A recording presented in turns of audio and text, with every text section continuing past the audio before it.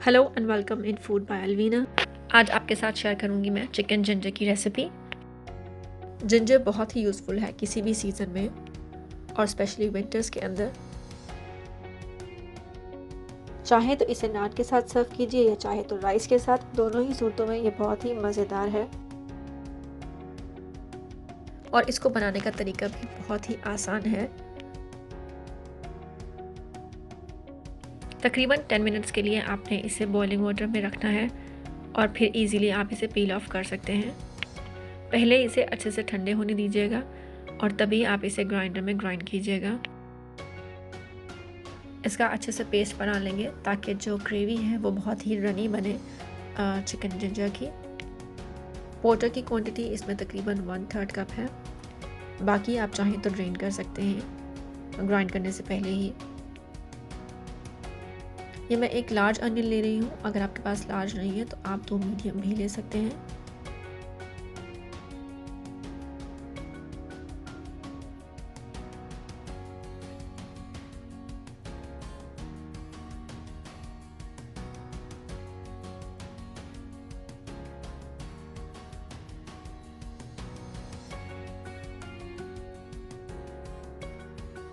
प्याज को हमने बहुत ज़्यादा ब्राउन नहीं करना है। जैसे ही ये थोड़े से कैरामलाइज हों हम इसमें स्पाइसेस ऐड कर लेंगे।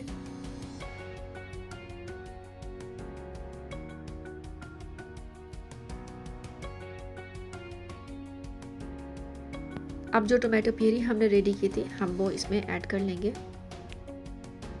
और साथ ही इसमें रेड चिली भी ऐड करेंगे।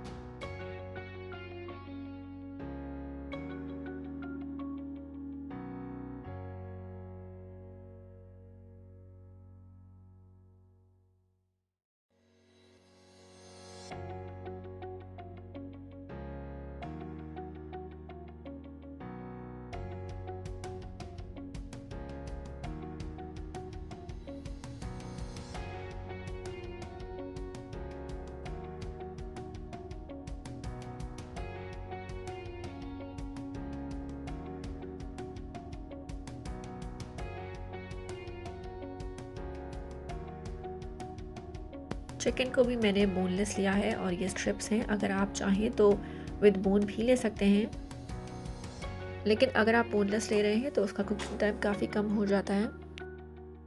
चिकन मैंने तकरीबन 500 ग्राम्स तक लिया है।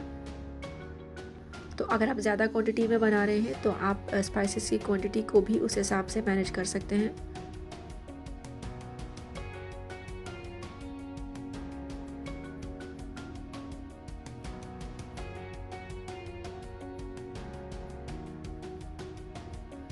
चिकन को हम तब तक कवर करके पकाएंगे जब तक इसका जो वाटर है वो 50% तक ड्राई ना हो जाए। फ्लेम को स्लो टू मीडियम तक रहने दीजिएगा।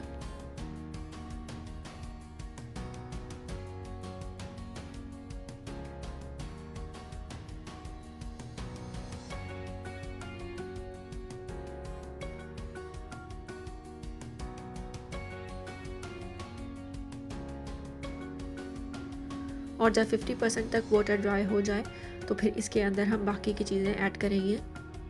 अगर आप चिली ज़्यादा पसंद करते हैं तो आप ज़्यादा भी डाल सकते हैं। मेरे पास ये काफ़ी बड़ी थी तो मैंने 2 इस्तेमाल की हैं।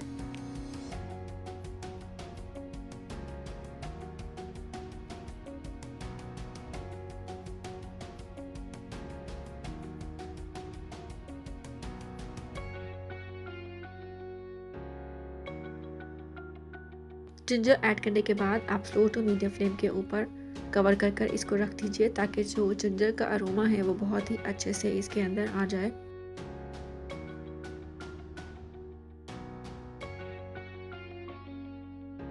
आप चाहें तो अपनी मर्ज़ी से ग्रेवी की कंसिस्टेंसी को ज़्यादा भी कर सकते हैं और चाहें तो इसे थिक भी रख सकते हैं, लेकिन ओरिजिनली हम इसे थिक ही सर्व करते हैं।